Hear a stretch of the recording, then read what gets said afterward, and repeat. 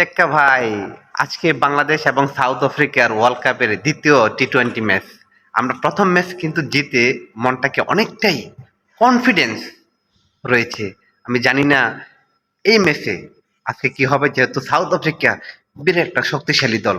তবুও যেহেতু বাংলাদেশ প্লেয়ারটা যারা আছে দু চারজন ব্যতীত সবাই একটা খুব কনফিডেন্স আছে। যদি এই কনফিডেন্স, যে বোলিং অ্যাকশন আমরা দেখেছি শ্রীলঙ্কার বিরুদ্ধে, যে ফিল্ডিং অ্যাকশন দেখেছি আমরা শ্রীলঙ্কার বিরুদ্ধে, সেই ধারাবাহিকতা যদি ধরে রাখে, শুধু ব্যাটিং এর ক্ষেত্রে যদি পরিবর্তন হয়, তাহলে আমার মনে হয় কিছুটা হইলেও প্রতিদ্বন্দ্বিতামূলক একটা খেলা হবে।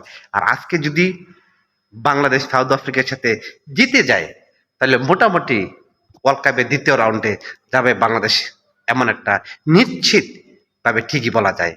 আমরা দেখেছি গতকালকে পর্যন্ত পাকিস্তান ইন্ডিয়ার সাথে মাত্র 120 রানের টার্গেট সেটা করতে পারেনি। অবশ্যই বলা যায় গ্রুপ এ থেকে পাকিস্তান কিন্তু অনেকটাই তৃতীয় রাউন্ডে যাওয়া ছিটকে গেছে। আমরা চাই আমাদের বাংলাদেশের দামাল ছেলেরা, বাংলাদেশের টাইগারটা, বাংলাদেশের ক্রিকেট বাহিনীরা, যারা আমরা ক্রিকেট ভক্ত আছি, যারা ক্রিকেটকে ভালোবাসি, যারা ক্রিকেটকে পছন্দ করি, ওয়ানডে বিশ্বকাপে যেভাবে লজ্জাহাত নিয়ে আমাদের আসতে হয়েছে, টি-20 বিশ্বকাপে যেন এই লজ্জাটা আর পেতে না হয়। বিশেষ করে সৌম্য শান্তরা, আপনারা কি করছেন? আপনারা কি মানে সিদ্ধ চাউলের ভাত খান না আতপ চালের ভাত খান? নিজের ভিতরে কি একটু পরিবর্তনের বার্তা কি আসে না? এইভাবে দিনের পর দিন খালি ফ্লপ ব্যাটিং করে যাচ্ছেন। আপনারা কবে নিজেকে পরিবর্তন করবেন? আমাদের শুরুতেই ওপেনিংয়ে সারাটা বছর, আজকে 20-25 বছর দেখে আসলাম, শুরুতেই আমাদের 2-3টা উইকেট থাকে না। তখন মিডল অর্ডারের দায়িত্ব, তখন বোলারদের দায়িত্ব। তারা কি করবে?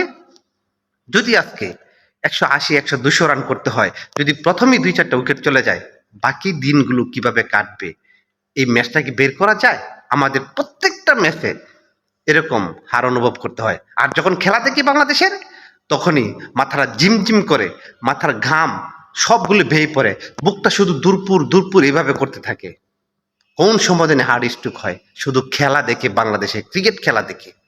সবসময় মনে মেডিসিন পাশেই রাখা উচিত, দু চারজন মানুষকে পাহারায় রাখা উচিত নিজেকে কন্ট্রোল করার জন্য। কেন এমনটা অনুভূতি হয়?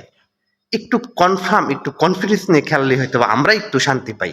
আপনাদের যে দায়িত্ব জ্ঞানহীন কিছু কিছু মানুষের ব্যাটিং, সাকিব আল হাসান তো চলেই গেছে, সেটার চিন্তা করে লাভ নাই।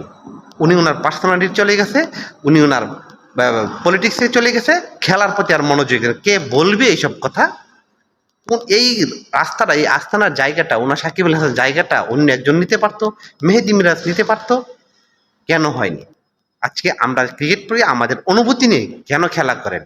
এখানে মুখ দেখিয়ে কাউকে রাখা উচিত নয়। এটা সারা বাংলাদেশের খেলা। আজকে বাংলাদেশ এবং সাউথ আফ্রিকার খেলা, সবাই আপনারা সাপোর্ট করবেন বাংলাদেশের। বাংলাদেশ টাইম রাত 1:30টার সময় খেলা শুরু হবে। আশা করি সবাই সাপোর্ট করেন বাংলাদেশ টাইগারদেরকে।